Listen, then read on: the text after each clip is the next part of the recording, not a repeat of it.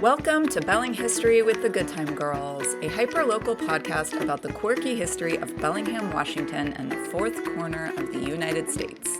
Even though we like to keep things close to home, these stories are no less entertaining to the masses and those who find themselves, unfortunately, outside of the PNW. We are your hosts. I am Colby LaBrie. And I'm Marissa McGrath, and today's episode is called The History of the Terminal Building, also known as Tony's Coffee. On December 16th, 2023, a fire destroyed a historic building known locally as the Terminal Building. It's believed to be the oldest building in Fairhaven, so Bellingham's South Side neighborhood. It was home for many years to the beloved coffee shop Tony's Cafe and many other businesses. Most recently, it was the Independent Coffee House and the Harris Avenue Cafe. It was a really sad time. The city was in mourning. There were images being shared across social media of the old familiar building. We saw pictures of the fire and the aftermath. It was a really terrifying scene that had unfolded, and witnesses at the time that the fire happened reported that there was someone inside the building. Nathaniel, or Nate Bro, as most of us knew him, was a 39-year-old owner of the old Independent Coffee House and Harris Avenue Cafe who tragically lost his life in the fire.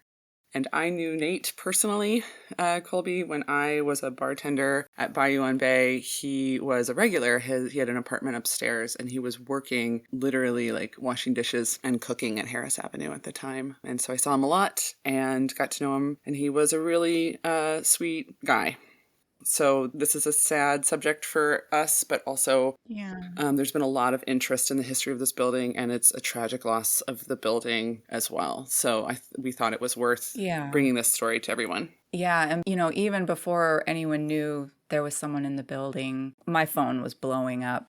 Just because the building everyone loved so much, and then adding the loss of life to it is just makes it even, unspeakably more horrible. Just because so many people locally have a lot of memories of the building, we did want to kind of dive into the history of it. And I personally was definitely a Tony's Coffee Shop era kid. That's where we hung out when I was in high school back in the mid to late 80s and early 90s. A lot of my friends' parents were older hippies, who had connections to that Fairhaven scene, and Tony's was the place we went, and we hung out on Friday nights. We hung out whenever, and it was very kind of a bohemian vibe going on over there at the time. So that's what, it was a special place for me. I pretty much feel like I grew up there.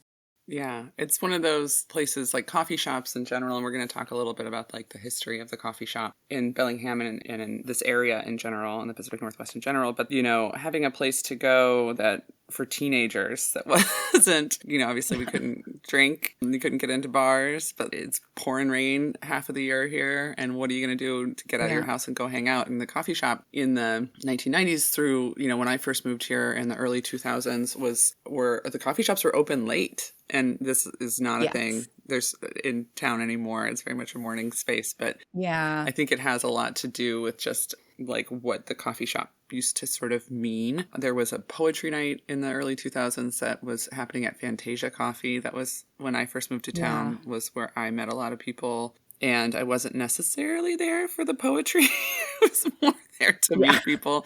But there was, just a different scene in a coffee space. And it was an all ages space before we had, something like makeshift. Yeah. Tony's was great. I mean, it was insane. There was poetry nights. There was always some folk musician playing or something, there was always something going on. And you could get just a refillable cup, and we would just sit there all night, and refills were free. And we would just drink that coffee and, play chess. And there was all kinds of, weird characters of the south side of town that were hanging out. Old Bill, was always down there shouting about something. And it was just, there was always something going on. It was a real mix of generations. And yeah. When I was growing up in the Midwest, that kind of cultural center was the diner, was the 24-hour diners, which every small town in Illinois had at least one. And we would occupy a booth is how we considered what we were doing. and Yeah. sit there and eat the free Yeah. bread rolls, and maybe someone would order French fries, and we'd just drink, the Yes. $1.50 cup of coffee for hours Yeah. and hang out. Yeah, Tony's I think closed at like 11 or so at night and then on the weekends and then, your choices after that were the Horseshoe or Denny's. Yeah. Which we also did go to. But I was just going to share, when I found out, I was actually in Iceland visiting family and saw the news come up because I'm a dork and continue to look at the local news when I'm away, and saw the news come up, and I knew right away when they mentioned that the owner was missing. I knew the owner, and I was just chilling right away to see that. But then also, to your point, the loss of the building was on my mind, just the idea that there was so much history here, and we're going to get into that history, and it's quite interesting, goes back quite a ways. So Colby, do you want to start us off in the earliest days? I do. Yeah. So, as it was the oldest continually occupied commercial building in what is called the Fairhaven Historic District, because Fairhaven, for those of you who don't know, is our south side neighborhood of Bellingham. Now it's a cute little old-timey shopping district, but it was previously its own town. And the building stood on the northeast corner of 11th Street and Harris Avenue. And it was known as the Terminal Building and many other names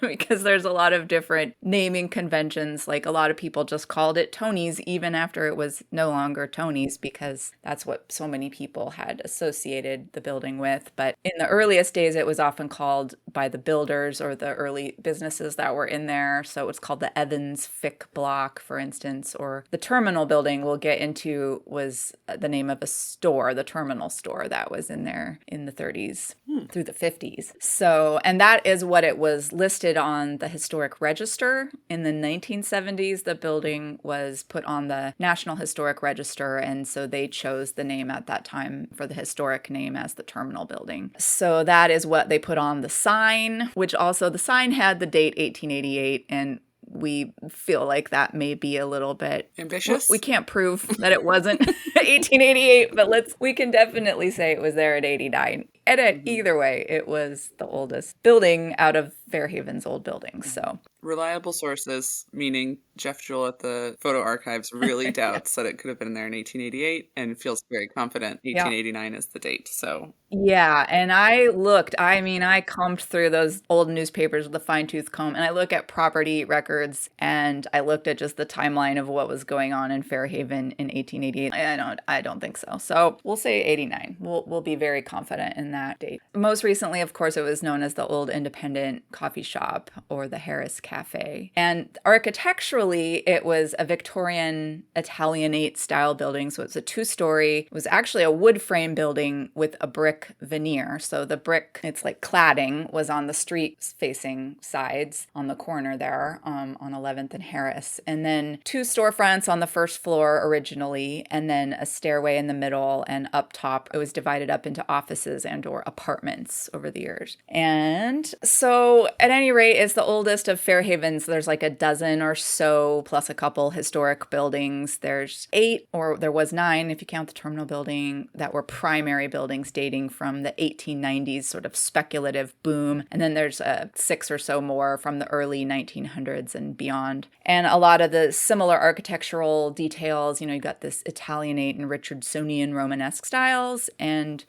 building materials or facades, a lot of brick. So Fairhaven has this distinct look, serving their 1890s realness over there. They really are.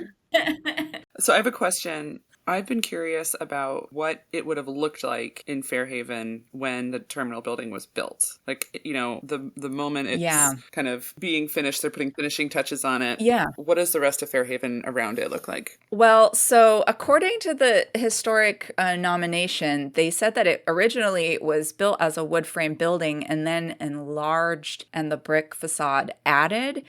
And I was really trying to find out when exactly that happened, but suffice to say 1889. And so at the time the building was built, like the earliest photos of it, you can see, none of the other big buildings are there, just a little bunch of small wood frame false front type buildings. And the road is not planked yet, so it's muddy streets with just planked sidewalks.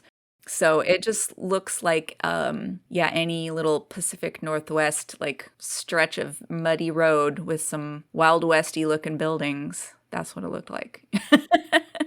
Yeah, so Fairhaven, was just being born as its own little town at this time. In fact, it really wasn't its own town quite yet. Like Dirty Dan Harris, Daniel Jefferson Harris, our man Dirty Dan over there, had like platted the town in 1883 and started to sell off some of the lots, but he still owned the vast majority of it. So he makes a deal with Nelson Bennett, which isn't really finalized until the spring of 89. So then Nelson Bennett is a railroad guy. He's sniffing around Fairhaven, and there's rumors swirling about it being chosen as a site for the terminus of the Great Northern Railroad. Yeah, you've got like in 1888, for instance, so you've still got these 4 towns around Bellingham Bay. So you've got Whatcom farthest north and Seaholm, and Bellingham, which is just north of Fairhaven, where the Chrysalis Inn and Taylor Dock are today. And Bellingham was actually kind of like bigger than Fairhaven in 1888. Like there was more going on there. There was a hotel there. That was like the hotel to stay at in Bellingham. That's where the Monahan's saloon was happening. Bellingham had 2 saloons before Fairhaven had any. So it's kind of interesting, but both of those are way smaller than Whatcom and Seaholm. And Whatcom and Seaholm are over there like rivals, unconcerned about these little guys down on the south end. And then here comes, Fairhaven, this like little upstart, just mushrooming in growth and sort of becoming a contender really quickly. And then Seaholm and Whatcom joined together to be New Whatcom, and then they're like, all right, we're united against Fairhaven, So that's right. Kind of what's going on. But this all happens really quickly between like 1888 and 1891. And so, yeah, you've got, railroads coming west. You'd had already the Northern Pacific had gone down to Tacoma in the 1870s. And then you had J.J. Hill's Great Northern coming across. And Nelson Bennett was a guy who was also involved in railroads. And he was trying to make this connection with that Great Northern Railroad. And he thought that Fairhaven was a contender to be a terminus for it. So he's like, if I get in here and build these little railroad, like spurs, then J.J. Hill will want to connect up here and we'll all be making lots of money. So he wanted to buy that whole town site from Dirty Dan. So his plan, Nelson Bennett, was going to build this like town to rival Seattle and Tacoma. And he formed the Fairhaven Land Company and incorporates the Fairhaven and Southern Railroad. He's really the guy who shows up with the money and gets things moving in Fairhaven. So, Fairhaven has a lot of father figures, but arguably he's Daddy Warbucks. 2-hour Annie. Yeah. It's interesting because I feel when I think about these characters in the early days, these people who were boosters, I think a lot about, if we're talking the 1880s, these are people who may have grown up and watched what was happening during the gold rush and watching people go out and make their fortune. The people who got to the place first. Yeah. Get to the place first, you shore everything up, you not necessarily that you're going to make money off of the gold rush, but you're going to maybe make money off of the gold diggers. And so Nelson Bennett was that for Fairhaven. He was showing up first. So it's like all these capitalists, people with the money, with the capital. And I love it when they're like listed in the little city directories. It's like so-and-so capitalist.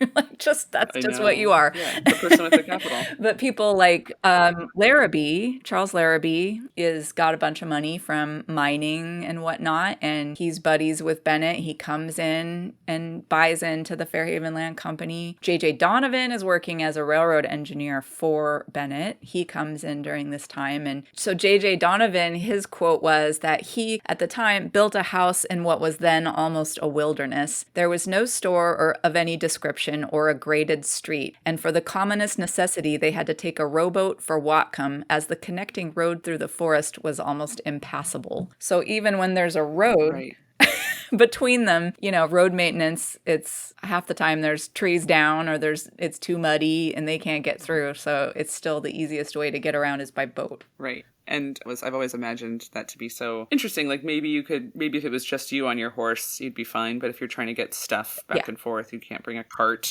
over that road. And also it was still probably pretty dangerous. We know that cougars were a problem. Oh, yeah. And highwaymen were a problem. Okay? You're getting mugged. You're getting held up in the Yeah, we woods. have to be constantly reminded that we are an Old West movie Yeah. and that it is, it's just a rainier version of an Old West movie up here. It's crazy. Yeah. And so I love on the maps, they'll like label the roads like passable for wagons or teams, because you'd have a team of horses. So a lot of streets were not opened yet, which meant it was passable by a wagon. Oh, interesting. Yeah. And in July of 89, the papers reported there were 15 saloons in Whatcom, 9 in Seaholm, and 2 in Bellingham. So at that point, summer of 89, there's no saloons in Fairhaven. They're going to catch up real quick, though. Yeah, they're going to make up for lost time soon. Yeah, and that summer also is when they choose the site for the coming beautiful, amazing Fairhaven Hotel on 12th and Harris. Ground is broken. It takes a while for that to be completed. But so in August is when there's some land deals where the terminal building property changes hands also. In 89, and this guy, Evan Evans, he purchases the property. And a week later, he sells half interest to Denny K. Butler. And so these guys also then deed some of the property to this other guy, Henry Fick. So these are all names that are associated with the earliest mentions of the building. So sometimes it's called the Evans Building or the Evans Fick Building. And then Denny K. Butler is running the saloon, which is the first business in the building that we know of. I did a little bit of looking at the archives around the very beginning of the building showing up. And, Evan Evans was in the directory in 1889 as a prospector. Yeah. So very similar to a capitalist, but a little bit different. Like he's just out here prospecting, trying to find opportunities. And Henry Fick is listed as a carpenter. So that's a really smart partnership to get into. Yeah. So here's a quote from the newspaper in December of 89. They say, "The businessmen of Fairhaven are uniformly young. Few have reached middle age. They come from the mines of Montana with gold in their pockets. They come from California with what they have saved out of the exploded boom." And that's really a fitting description. And yeah, Evan Evans was a Welsh guy, and he was a miner, had been just mining around the West. And then Fick, he was a carpenter. And according to his obituary, he was a carpenter on the Fairhaven Hotel, which would make sense then. It's being built around the same time. Like a block away. Yeah, he left after the bust and went back to Montana, but then he came back to Washington again for a bit in the early 1900s. He did die at Steilacoom in 1922. And then Denny Butler, I feel like he was like a saloon guy. So all these guys are born in the 1850s. Denny's father and uncle were also both Irish guys whose initials were DK. So DK Butler got very confusing to research. His uncle Denny was a pioneer miner of Montana and Idaho, including Wardner. So Jim Wardner being a guy who comes to Fairhaven also and builds the big mansion, Wardner's Castle up on the hill. I feel like these guys all knew each other, right? Right. So Irish guys, booze, mining, and Denny Jr. follows in those family traditions, living the dream, running that sideboard saloon there in Fairhaven. I've always loved the name, the sideboard for a saloon. Yeah, it is great. Name. It sounds so welcoming, and so it sounds homely. Yes, it does. To have the sideboard, that piece of furniture my grandmother has, which she serves you from. It's just, I think it's a fabulous name. In the 1891 New Year's issue of the Fairhaven Herald, they describe the sideboard, and it's such a good description I have to read it, so I'm going to read it. It says, "The stranger visiting Fairhaven for the first time is sometimes at a loss to know where to go with a view of refreshing the inner man.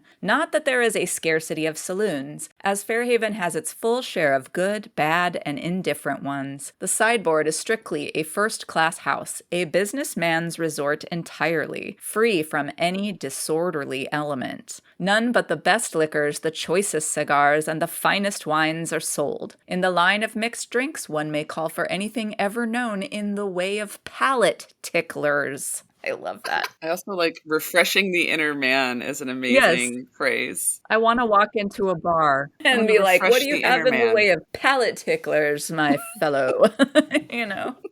And they had a reading room in the back, it says. Amazing. With all the newspapers on the coast. And then it says, "Mr. Butler, the genial proprietor of the sideboard, is always glad to see strangers and willing at all times to give information as he possesses regarding the resources of our newly opened up country." It says, "Mr. Butler is to be called a pioneer, as his was the first respectable liquor house opened in Fairhaven." I love that this is like 2 years later and they're like, he's a pioneer. Right. I mean, Because that's how they were talking about themselves, right? Yes, they're like, we are the pioneers. So a couple things. One is I'm interested in the fact that he was well connected when he showed up and that he is focusing on the clientele, probably more like the J.J. Donovans. Yes. Than the people that work for J.J. Donovan. Yeah. Probably more about the people that own the mine than the people that work he's at the after mine. the money. He's like, we want the people with the money in here. We're the high end, boutique saloon. Right. And he's partnering early on with the prospector. I think that they basically wanted to kind of recreate these sorts of clubs that exist back in the East Coast that are for the moneyed people to like quietly smoke a cigar, maybe discuss prospects in markets. And I could see wanting to own that kind of bar at the time because the alternative was quite raucous and a lot of work. It's interesting to me how the Irishness in this too, as like an Irish American, I think about this a lot. Like, we have a description of a bar in Fairhaven, the clientele being Negroes, Dagos, Irish, and some Americans. And Oof. Yeah, it's a rough passage, but it's really telling about how people thought about who's American. Who's American, and it wouldn't have included Irish people. So it's interesting to me at this early time that the Irish guy owns the classiest establishment. Yeah, because that wouldn't have necessarily been possible in some communities back east. Yeah, it's interesting because a lot of Irish people are coming out west with the railroad. And so a lot of the bars in Fairhaven at this time. So you've got Monaghan's right around the corner, which is Fairhaven Runners Building. Solidly Irish name. And he moves over from the town of Bellingham to Fairhaven with his sons, and they run that as also another very respectable saloon.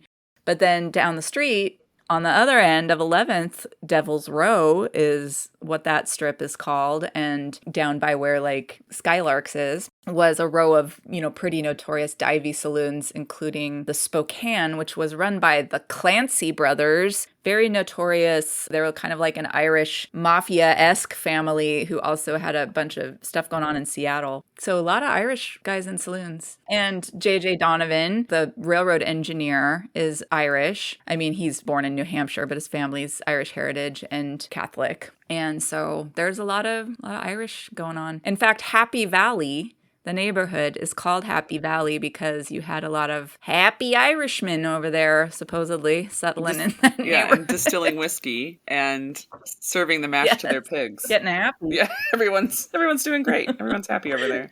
That's so great. Okay. I loved that you found in the directory that there was the Sunset Telephone Company in the building. They had offices, maybe in this other storefront, either that or upstairs. Yeah, and so this is a time when like teens of people have telephones.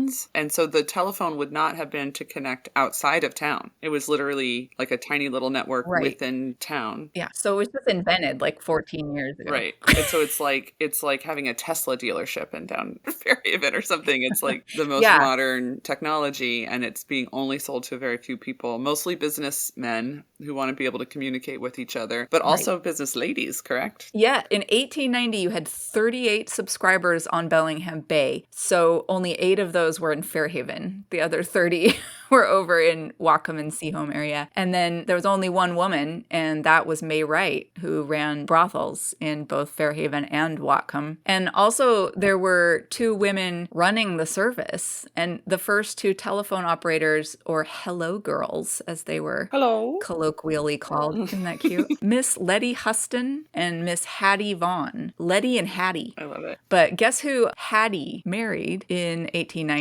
Dennis K. Butler. Oh, great. Okay, great. That's fabulous. She marries the saloon guy. Oh, that's great. So I'm like, was she in the little phone operating office in the Tony's building, like patching through May Wright to J.J. Donovan or something? And Scandal. And then, I'm like, who is talking to who? I really want to know. I wish we had phone records from back then because I would love to know who was calling May Wright. And if we could tap those lines, man, it would be an interesting. So I imagine it's a lot of like, okay, why would May Wright want a telephone in her brothels? And I assume it's to communicate with these fancy guys who have a lot of capital to spend and who might want to make an appointment. Like these are the type of men who might want to make an appointment with their favorite girl, just make their plans of an evening and make sure that they show up. They're not going to be disappointed. had. I just think that's so fascinating. She also probably needed to call the pharmacist and have him deliver some stuff and, some ointments. Call the police if she needed to. Yeah, exactly. So out of those three guys that were involved with that early era of the building, Denny Butler is the only one who stuck around after the Fairhaven boom went bust. So in the panic of 1893, banks fail and railroads are in trouble and all this stuff is happening. And a lot of people just left Fairhaven as quickly as they had come. And so like all those names in those city directories, vast majority of those people do not stay. Right. But then you do get the ones who do stay around, like J.J. Donovan stays and Charles Larrabee stays and Denny Butler stays. Bless his heart. Does Bennett stay or does he? No, he never really lives in the town. He's purely investing.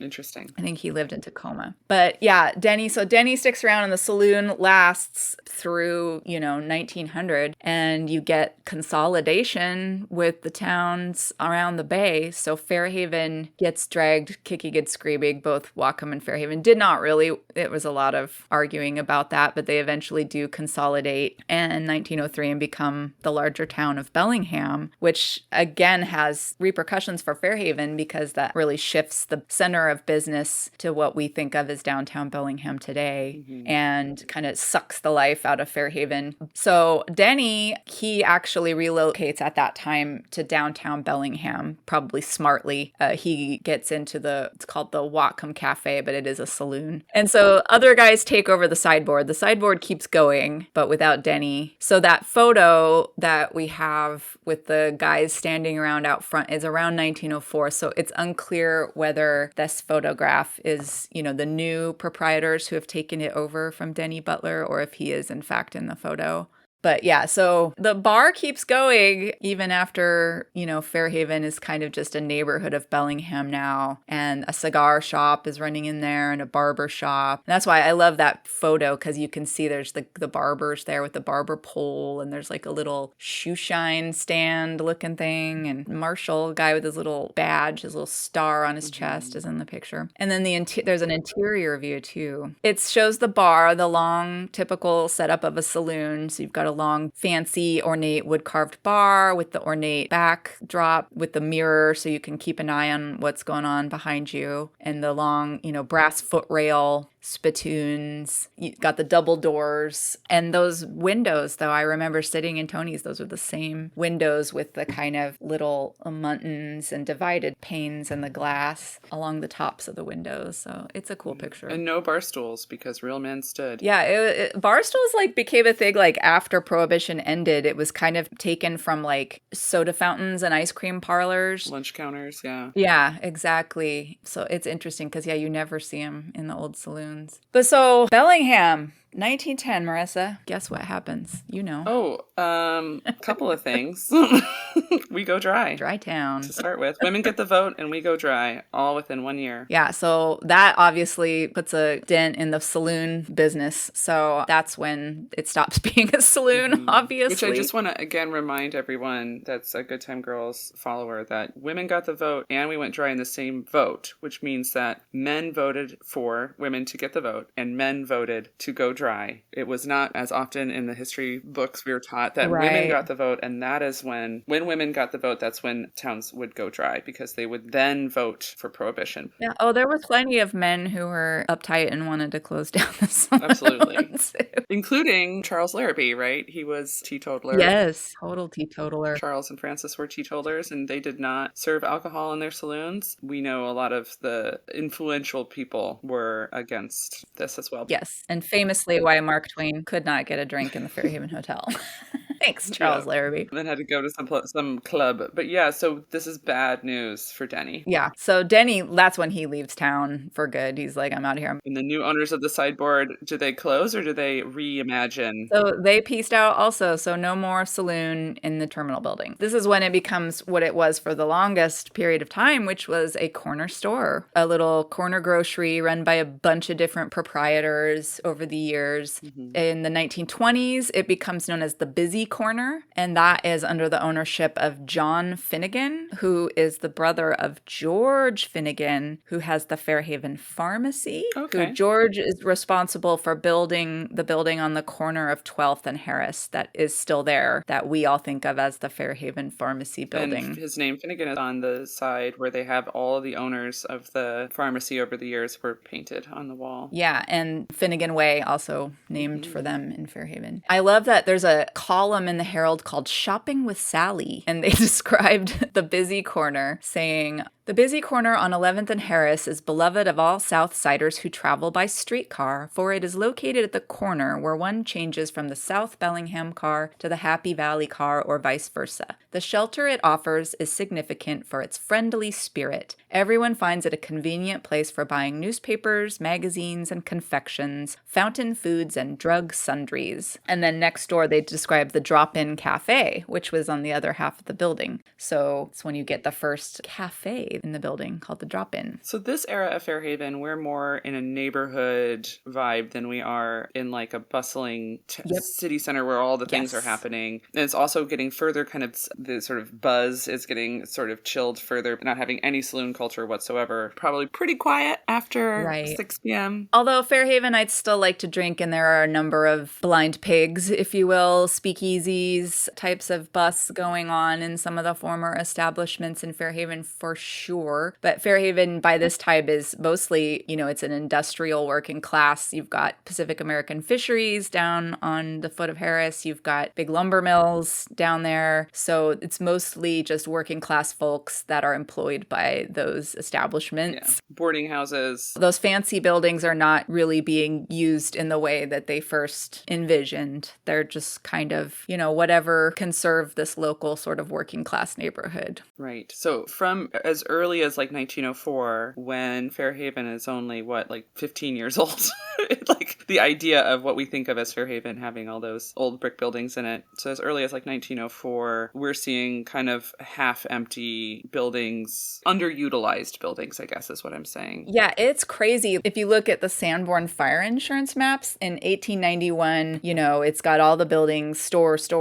dwelling, whatever. And then you look at 1897 Sanborn map, vacant. It's just insane how many buildings are labeled vacant. Because obviously the merger that happened between the towns was partially because Fairhaven couldn't afford to be a town by itself anymore. Yep. Couldn't afford a police force and a fire force and, to maintain their roads on their own. And that's why they had to merge. So it already, by 1904, been in a pretty bad shape for a while. There's a great photograph, which I'm looking at right now, of the one that has the busy corner sign on there and the drop-in cafe. I love it because it shows that tulip water fountain on the corner. So there was for years a little public water fountain on the corner outside of the store there. But those little fountains had been installed all over Bellingham. They were made by a local foundry person named Newt Everts. And they had these bas-relief tulips on there because at the time in the 20s, Bellingham was Tulip Town. Mm-hmm. And there's one survived and Ken Imus had it and he donated it to the Fairhaven Village Green. So you can go in the green and see that little fountain. That's so great. I always assumed that was like a replication, made to look old, but it's original, huh? That's great. And can I just read out loud the Busy Corners sign? Because I think it's great. It says, among other things, it says cigars, tobaccos, patent medicine, toilet articles. Come in and wait for the car, which, can you explain what that means? So yeah, it becomes the spot where you wait for the streetcar. So like they described in the Sally column, when you have to change from one car to the other to get to downtown or out to Happy Valley, this would be your place. So people would go in and get a soda. Mm-hmm. Yeah, it says candies, ice cream, fruit, donut, drinks. It sounds amazing. And I like patent medicine, so I want to explain patent medicine. It's just medicine that has a patent. It's medicine that isn't from some nut job that is selling you snake oil from down the street. And not to say that patent medicine wasn't also, in many cases, snake oil. Yeah, I was going to say, I want to know what it took exactly to get the patent, because it seemed like a lot of patent medicine was also pretty whack. Right. But the idea at the time was, this went through before the FDA, it was saying, this went through a process. Some kind of process. And some kind of process. Yeah. Somebody's responsible for something here, so yeah, totally. That's basically what I think that was. So then shortly after, it's the busy corner for a while. Finnegan passed on, and by 1933, it had been rechristened the Terminal Store. And this is under the ownership of Wilfrid, I'm going to say Berthiaume. I imagine in French it's something more like Berthiaume, but we're going to go with an Americanized pronunciation. Which is how it would have been pronounced. Yeah, exactly. So Berthiaume, his family had lived out in Nooksack and moved into Bellingham to the south side. And his father was a barber, and he had been a clerk in the Fairhaven pharmacy. So he takes over the terminal store, as he now calls it. That's referring again to the streetcar, being the terminal end of the line. So that's what we mostly know of it. And yes. I've had people tell me, oh, that was the terminal station. And that's not true. There's not really stations. There's stops. Right. Yeah, I don't know. So it's more like it kind of becomes the de facto station in the sense that it's like you go in there and you have your ice cream soda while you wait, as we mentioned before. And you can see, like, around Bellingham, there were a lot of neighborhoods that are so-called streetcar suburbs, and there would be little corner stores where the streetcar stops were, because you'd get off the streetcar on your way home, stop and get your household needs for whatever, and then walk on home. But, I mean, streetcars stopped running in, like, 38.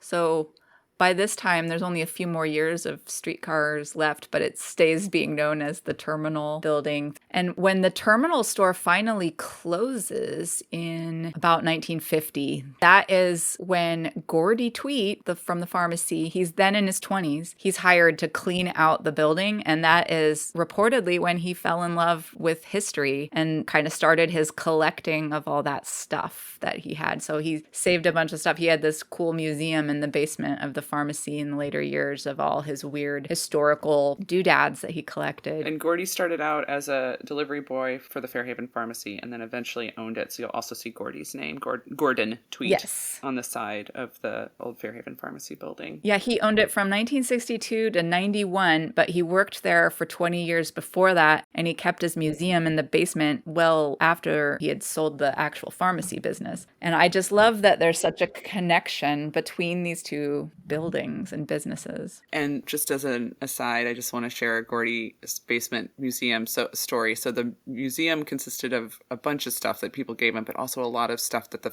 pharmacy had just been had thrown down in the basement for years. The first time I ever went in there, I was looking around and he was sitting there, and I could tell he kind of didn't really, know how to host me. I was there by myself. It wasn't like I had little kids with me or something. And he goes, well, do you want to see the suppository machine? And I was like, boy, do I. And he showed me how the suppository machine worked. He's like, you put cocoa butter in here and your compounds and you roll this up, and then you use this little bullet that looked like a little tampon. And when it's all done, and he goes, and he hands it to me, he goes, you can keep that. I love that story. Oh my God, I'm jealous. It was fantastic. You can keep that souvenir suppository. You can keep that. What'd you do with it? Yeah, and it was it was so old fashioned. It looked like a steampunk. It was all metal and all these gears and cranks, and it cranked out one little suppository. And it was just the funniest thing. Yeah, I guess a lot of his equipment, that pharmacy related stuff, went to the UW pharmacy school after Gordy's death. That's great. Yeah. That's exactly where it should be. And then the local history stuff went to the museum here. But yeah, he was born in 1926 in Fairhaven, big Norwegian family. And his great uncles, Oscar Tweet, ran the Vineyard Saloon on Devil's Row. Just for context. But Gordy, not a big drinker. I think he was totally he was a sober. Teetotaler. Yeah. And he told me he never had an alcoholic drink in his life. Yeah, I wonder if he ever did other things also. He never married. He wasn't married? He was blessed. He was a very straight-laced guy. Yeah, he was like Ace or something. It's hard to say. But Gordy grew up in the 30s and 40s with that terminal store and the Finnegan's pharmacy, and worked at the pharmacy. And so I think a lot of the history of Fairhaven came directly from Gordy. When people started to collect and be interested in the history, Gordy was a big source. So, and he passed away in 2018. He was 92. He was a gem. So then after that building is empty, it's just vacant for a couple decades. It's a real dark Mm-hmm. period for the building. Charles Chick Murray opened a barbershop in the Upper Side in 1952, Chick's Barbershop. And tragically, in 1964, he put a bullet in his head in the building. He was 58, no children, no family in Bellingham. And so does it stay pretty quiet after that? I mean, all of Fairhaven is pretty rough in the Yeah. 1950s, pretty abandoned and derelict at that point. There's a picture of it when it's got Chick's Barbershop and it's looking pretty dead. Mm-hmm. There had been buildings right next door to Tony's, right where that courtyard was, and those were condemned in 55 and torn down. So that's the courtyard was born. But before that, there were wood frame buildings that went up the block all the way to the pharmacy building. Yeah, people were not concerned about having courtyards in the early days. There wasn't a lot of outdoor dining options early on. And yeah, it was just like an overgrown weed lot after they tore the buildings down. So that kind of gets us through the depressing mid-century years. And then you get into the rebirth of Fairhaven with the late 60s. Here come the hippies, right? So in January of 67, Timothy Leary came to Bellingham. Also, Ken Kesey's bus and Ginsburg, the Jefferson Airplane played at Western that spring. Incredible. Yeah. And then by 69, you get Fairhaven College is really starting to kick off. And a lot of people who end up being like professors there and students there are very, very hip, very hippie, including the guy who ends up purchasing the Good Earth building, which called that because Good Earth Pottery is still in there, but it's the Morgan block down on 10th and Harris. And that's where the first co-op was. The Northwest Passage newspaper was printed out of there for a long time. It was sort of the center of the hippie. It was like the one building they owned that Ken Imus didn't get his hands on. So yeah, before we get into Ken Imus, I think we should mention that yes, people were buying buildings occasionally, but some people were just setting up shop in some of these buildings because they were just empty. Yeah, because rent was cheap because of that, like that depressing mid-century era when they're just vacant and falling apart. And then all these hippies start coming in. So, But yeah. squatting essentially in some cases, right? Yeah. Yeah. And so, yeah, late 60s. Bellingham is a conservative mill town with a liberal arts college on the hill that's starting to like percolate this counterculture and becomes this hippie mecca or Berkeley North. So in 1970, the South Side hippie population is estimated to be 6,000 to 8,000 long-haired hippie freaks. I love that because The Seattle Times estimates this. Well, it's like, how do you even define a hippie, right? Right? That's so funny. I know. They're like, there's 8,000 hippies. So they published this article in 71, and the subtitle is Bellingham's Relaxed Pace Lures Long Hairs. So, yeah, and they're, you know, people are drawn to the nature and the relaxed pace. Our subdued excitement city really kicks off, I think, at this time. And definitely not everybody was happy about the long hairs, and the mayor was like going to crack down on food stamps, and there was a lot of hand wringing over it as well. So you had these hippies come in with their alternative businesses, the kind of eschewing profit and capitalism, and, you know, just draft resisting the Vietnam War, smoking the pot. They're doing their bartering and their recycling and their gardening and their health food, and that's the vibe.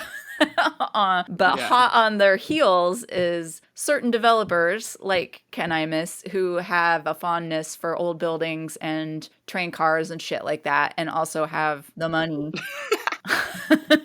It's a certain type. It's a whole thing, right? Yeah. And can you give us a little bit of Ken Imus history? His family's from here, and then he moves away. He's into cars. He's into like race cars and stuff. And I think he opens a car dealership in California somewhere and makes a pile of money selling cars. And then he just like happens to come back to Bellingham to visit, and he's like, oh, look at all these old buildings that are falling down. They're so cool. And his wife, I think, actually talked him into buying the Mason block, which is now called Sycamore Square. So that was the first building that he took on. But right around the same time, this other guy, very similarly, developer Joel Douglas, buys the terminal building. And he's the one who puts it on the National Register of Historic Places. He's the one who buys all the train cars and puts them in all around Fairhaven. Meanwhile, Imus is buying like the double-decker bus and the ye old English phone booth, and they're just like into antiques and old stuff, and we're gonna make Fairhaven this cool little, village. Time capsule. Yeah. So that's the vibe in which Tony's Coffee enters the scene in 1971. And Fairhaven Bicycles, I think, moves into the building at the same time. And this is Tony's Coffee, Tea, and Spices. Yeah. Started by Tony Campbell, who has ties to California. He was a carpenter, like Henry Fick, who built the building. Yeah, that's cool. There's an article where they're interviewing him, and 15 months ago, Campbell didn't know beans about coffee roasting. So it said in this article that he found a turn-of-the-century TBC Burpees Imperial Coffee Roaster in the basement of a South Side building. But we do know that in 1905 there was the Coffee and Tea Emporium or something that was right in downtown Fairhaven. So maybe that roaster came from that store, and that store was owned by a woman. I'm saying this in very vague terms because I don't have that research right in front of me, but we do know that existed. Yeah, and I was interested in that it said Burpees because Letson and Burpee were manufacturers right down on the Fairhaven waterfront that were, doing big metal industrial equipment. So I'm like, maybe it was actually made right there in Fairhaven. Who knows? But he adapted this old thing to electric power and just was like, I'm gonna roast coffee beans. That's great. And I like that they were like, well, I don't know if people will just buy this coffee, so they sell tea and spices also. So he's roasting the beans in-house, and people would bring in apparently their own glass jars and get them filled. I love it. Just like go in the co-op or something. And he was sourcing beans from places that seemed really exotic for podunk Fairhaven, like Antigua, Guatemala, Ethiopia. And coffee was exotic, right? Mm-hmm. I remember when espresso, and like everyone was like, what's this espresso? Espresso. Yeah, everyone just drank like Folgers out of a can or U-Ban or whatever. Right. It seems funny to us now, but that's coffee, like good coffee, was a novelty. Yeah, and so let's talk a little bit about how we got the coffee history. Let's just do Yeah, I would love that. Let's just talk about how we end up coffee becoming a thing in the Pacific Northwest, because in the 1970s, why is it that he's opening this in Washington State, where I'm from in the Midwest, isn't going to get espresso until Starbucks? So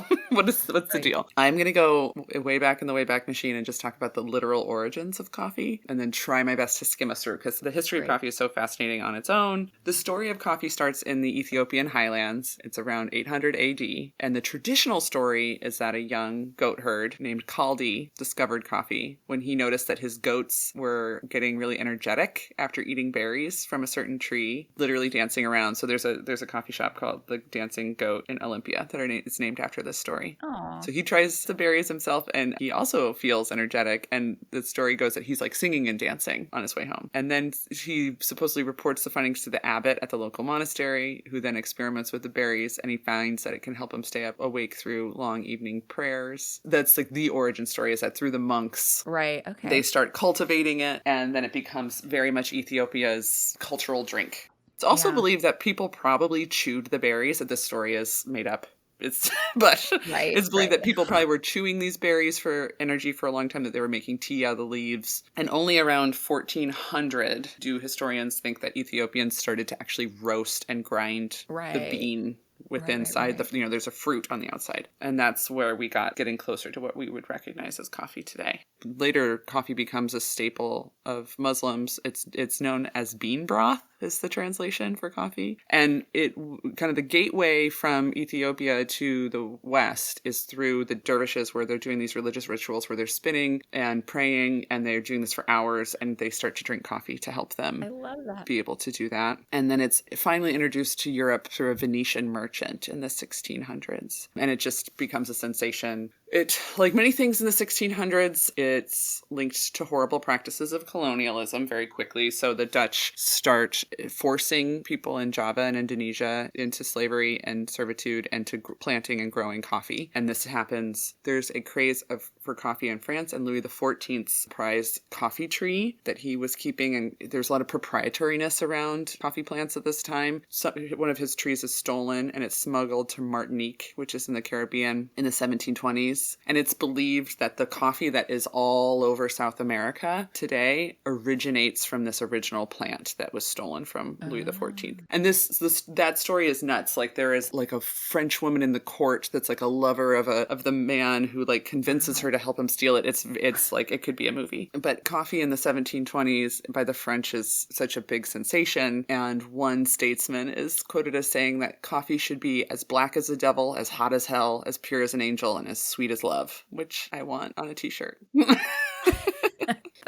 That is amazing. So, and it goes to England. The British are taking a British approach. They're putting stuff like butter and mustard and beer in their coffee, which is like, oh my God. Yeah, no wonder they are tea drinkers today, because I don't think they ever quite figured it out. It's such a huge part of Scandinavian, like all my Swedish family, but they drink it it's kind of like weak and hot, but. That's interesting. That's not going to be their Scandinavian heritage. That's their, we're going to get to where they start to drink it weak and hot. But but because like when I go back to Iceland, where my dad is from, it's strong. Like, they're famous for strong black coffee. Yeah. And yeah, the Scandinavian culture and our culture around here, it makes a lot of sense too, that it would be useful because of the long, dark winters and the rainy days. Like, I'm not joking. Like, we need it. We need it to get up in the morning. So it's absolutely a thing.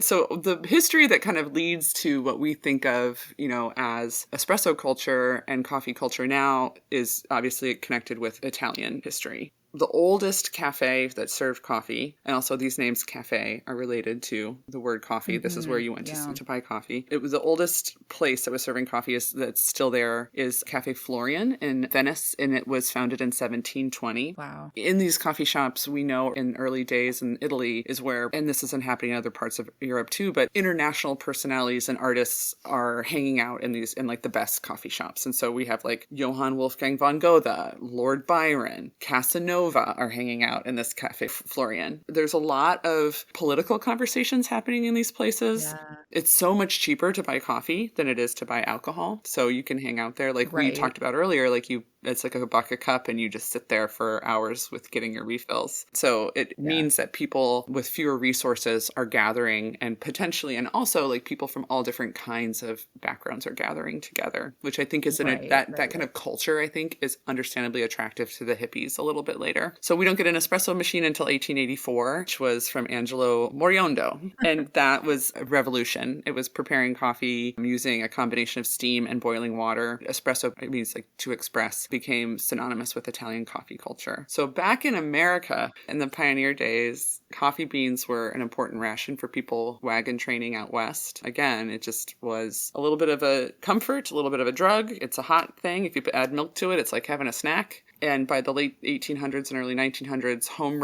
roasting was the most common way that locals in Bellingham were.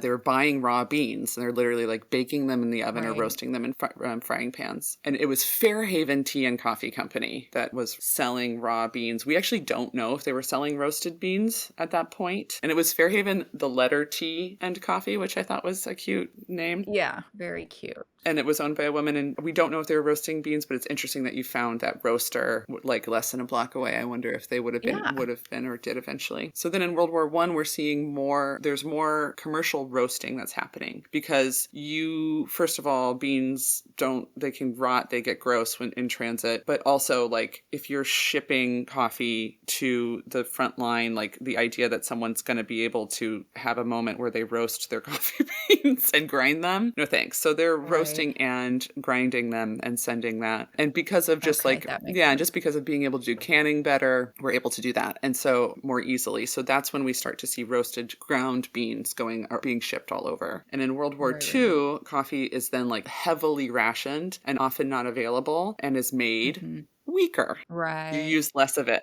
So we're drinking this like decreasing quality coffee over time. It's just getting worse and worse because yes, it is more convenient to have the beans roasted and ground and sent to you in a can, but then they're just like you lose a lot of the flavor, a lot of the aroma, and we're making it weaker and weaker because we're rationing. So Famously, Mm. American soldiers in Italy during World War II did not care for the strong espresso that the Italians were drinking. Okay. And they asked them to Yeah. add hot water to it to water it down, Okay. which is Yes. where we get an Americano from. It's named Yeah. after the American soldiers. We moved out here from Oklahoma in the mid 1990s. I remember my family saying to my mom, "You're not going to start drinking that strong coffee they drink out there, are you?" Because in the 90s, Starbucks was starting to be a thing in bigger cities. It still hadn't made it to Yes. Oklahoma, but there was this idea that like that's the people out there drink strong coffee like the people in the Southwest eat spicy food.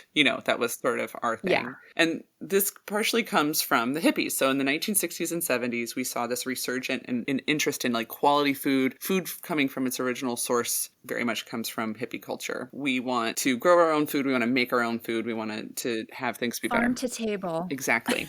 And this was especially true in Washington State around coffee. So these hippies who grew up around canned and freeze-dried food, they're traveling, they're going to Europe and they're discovering old world food and food culture and coffee culture in a big way and coming back and being like, why can't we have this here? So coffee shops like the original Starbucks began roasting their own beans and serving espresso and offering a variety of signature blends. And Tony's is right in the middle of that moment too. So paving the way for the specialty coffee culture that we know today. So that's my little like primer on coffee culture and how we sort of get to where we get when Tony Campbell opens Tony's in 1973. Amazing. Yeah, I mean, I grew up again drinking that weak ass coffee, but it was definitely like a part of life. But this new fangled, even just the drip coffee at Tony's tasted wildly different than what you were drinking at home. And then, yeah, we got the espresso. And so I think it was by the 80s when I was there, they had expanded into the other side of the building. So then that's when I think the top part was like more like the coffee shop and the bottom part was where you bought your beans. And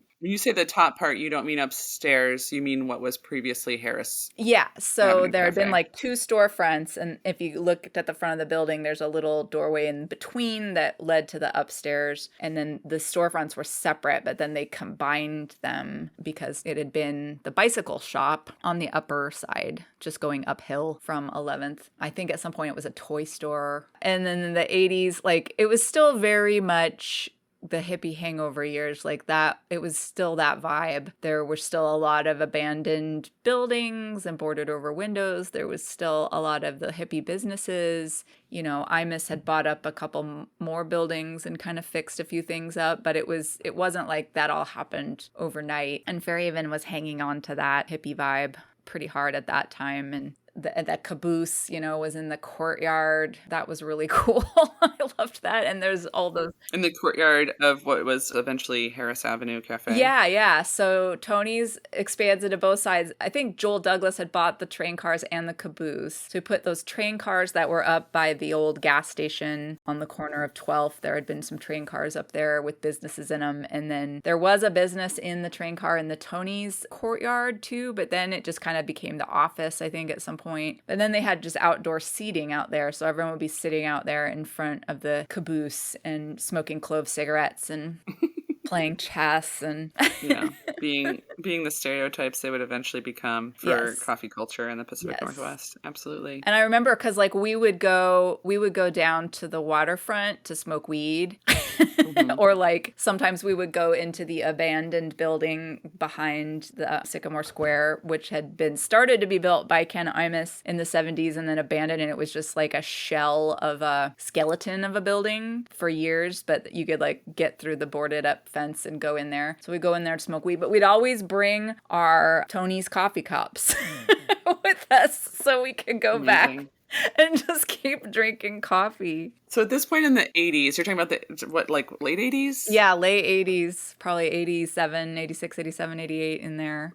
So you have your flock of seagulls hair. You're not like borrowing your coffee cups from Tony's and I assume returning them. And then, and is Tony Campbell still around at this point or is he like moved on? No, so they changed hands a bunch of times. There was a bunch of different owners over the years, bought out the Tony's coffee business. I think the building stayed in the same hands for a long time. And then I think in early 2000s, you get the Elliots and the Heistads are the two family names that I think buy into both Tony's Coffee as a business and the building. Okay. And so, yeah, it was like still going, but early 2000s, you start to get, Fairhaven redevelopment, take two kicks in as the caboose gets taken out and those old train cars go away and the village green gets created out of an old overgrown field and And Tony's has not been roasting like in that tiny little space at all, and has moved out. Yeah, they moved out of there into like a production facility and are more mass producing like they are today. And it had just become their like cafe, their retail outlet. Yeah, so eventually Tony's, the coffee shop in the terminal building, is sold, and so is Harris Avenue Cafe. Yeah. The Harris Avenue Cafe is sold to Nate Bro later, and once he owns both Tony's side and the Harrison Avenue Cafe side, there's an agreement to change the name because Tony's, the big coffee brand, has nothing to do with running this coffee shop anymore. And so he changes it to the Old Independent, which is a great name for that spot because he's sort of acknowledging that it's independent from Tony's, but also that it's this old standby. And I think basically everyone continued to call it Tony's. Yeah. It's sort of the name that stuck. Yeah. And I don't think that bothered Nate, probably. Yeah, I feel like it was just the next generation's incarnation of the terminal building. Like the terminal building was the name that got stuck, I think, because of all the boomers that had grown up with that being the business in there. And then there's another generation that's like Tony's. I just was really thinking a lot about historical buildings and fire. And also I've done a lot of research on buildings, especially brick buildings. And there's a lot of interest, I think, by people interested in historic buildings about like the source of the bricks, where they came from. And that came up with the terminal building. It was said in the nomination that the bricks came from ship's ballast from Asia. So like ships would have to put weight. They're going to have cargo. Sometimes they would have to add weight when they offload the cargo or whatever. So they would use weird stuff like bricks just to do that. But so I was kind of curious as to like, so if we're looking at that time frame for Fairhaven, like they were desperate for bricks in town, right? Like they wanted brick buildings, especially for business districts because of fire, right? Because the town of Wacom like completely burned down in the 1880s. And bricks obviously being your first line of defense at this time in terms of fireproofing buildings that are built right next to each other in a row. Not to mention the little pig story, right? Yes. And they just, it signifies permanence and sturdiness and stability, and everybody wants to look bona fide. And that was part of Fairhaven's thing too. And it's interesting too, because I also saw there was an ordinance passed banning chimneys that weren't made of brick. So chimney fires being an issue. Because they were made from what? Hollowed out logs before that? I don't even want to know. But there's like trees everywhere and they're churning out lumber as fast as they can. But despite that, lumber was often scarce because they just couldn't do it fast enough for the booms that were happening. So I think that same thing was going on with brick at the time because they were establishing brickyards. There was one established in Happy Valley that year, but I think they just couldn't keep up with demand. And so it would make sense that the bricks could have come from a ship's ballast. But I did find it interesting that Tony's had started out as a wood frame building and added the brick veneer. And I think that was also kind of a common thing too, especially here where there was so much wood. So it was like a way to make your building look more fancy than building it entirely out of bricks. So it's not structural, right? And which makes sense here. But even when buildings made out of brick are like structurally made out of brick, it's still at that time largely unreinforced masonry, as they call it. So it's not till like the 1940s where you start to get like, let's put rebar or like stuff in there to stabilize it. And so like if an earthquake happens, it doesn't all just shake apart.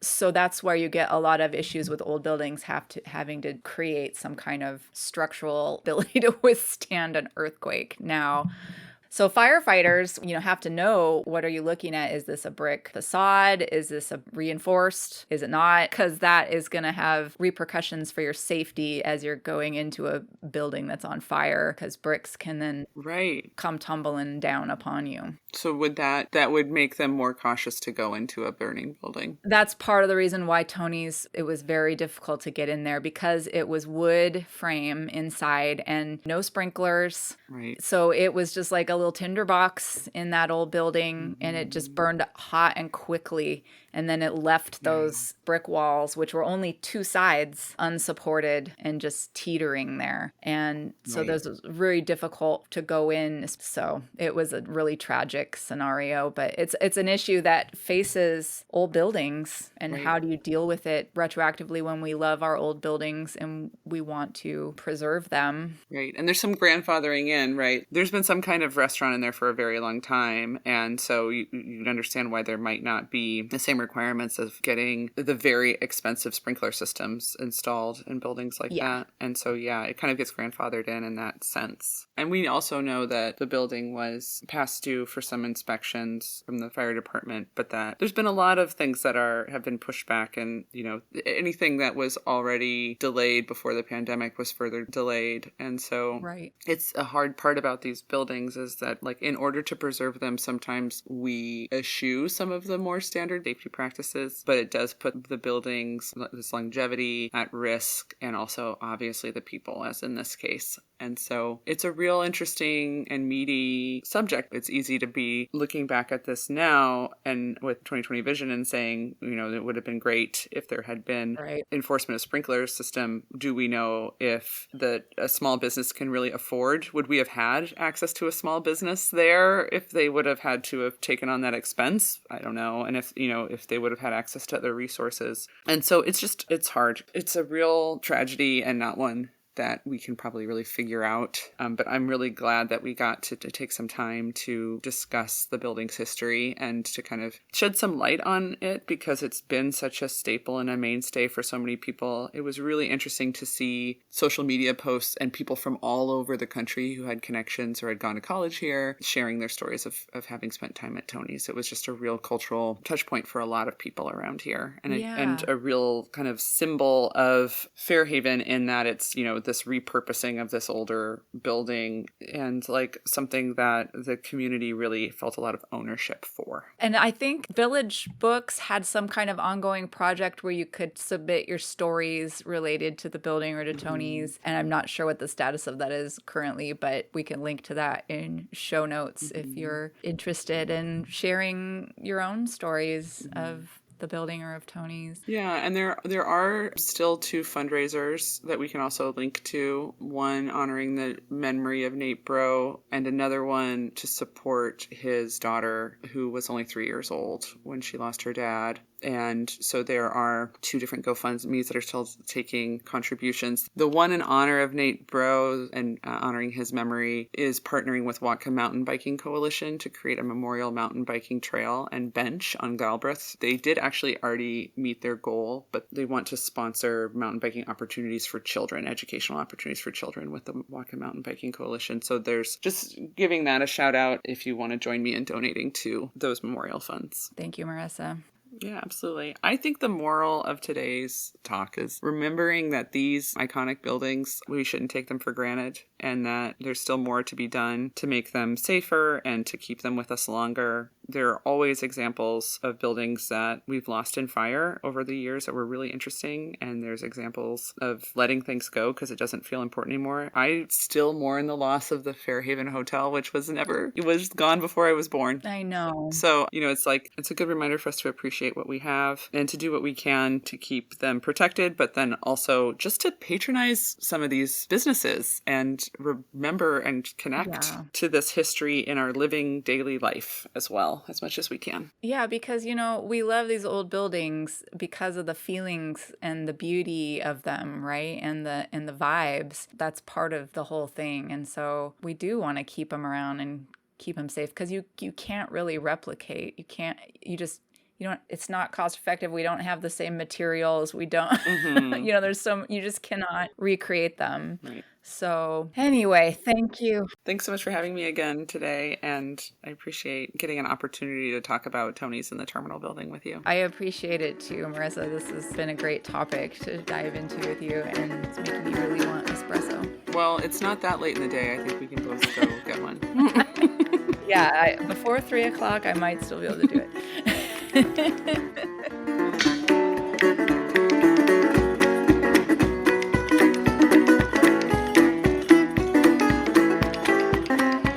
Oh, I do want to say, I realized a few episodes ago that somehow a technical glitch happened and I released at the same time as a new episode, an old episode about the globsters and the sea monsters, like got released again somehow out in the feed. And if you're confused about why there's no part 2 to that, just go back in time. Because that was an old episode. And I don't know why that happened, but... This is what happens when you are the researcher, the talent, the producer, the tech help, all in one. Oh, man. And also, I'm usually, like, up at midnight launching the podcast the day of, right? You know, like, scrambling to get it out there. So, clearly I clicked something weird right before I went to bed. Well, hey there, mama, where'd you go? You gotta reap just what you sow. That's too bad, too bad. To that old time, the old man hits without bad weather. Put on the side, they were sewn together. That's too bad to listen to that old time music. Thank you all for listening to Belling History with the Good Time Girls. You can check out our show notes for this episode at bellinghistory.com. You can find and follow us on all the social medias. You can also find links to that on our website. If you enjoy this podcast, please subscribe. Leave us a review on your favorite podcast platforms. Oh, blue, lovely red, blue, lovely blue. Most of the time, blue is lovely blue. That's too bad to listen to that old time music. I lost my hat, I lost my brim. I look like a crow's nest swinging on a limb. That's too bad to listen to that old time music. And as always, we'd like to thank Devin Champlin and the late great Lucas Hicks for the use of the Gallows Brothers song Too Bad West Coast Blues. You can find the Gallows Brothers and Devin Champlin on Bandcamp, and you can find Devin at Champlin Guitars in Bellingham. Lost my hat, lost my brim, looking like a crow's nest swinging from a limb. That's too bad, too bad. Well, I got no bugging, I got no smokes. I look like Grandpap and all of his folks. That's too bad to listen to that old time music.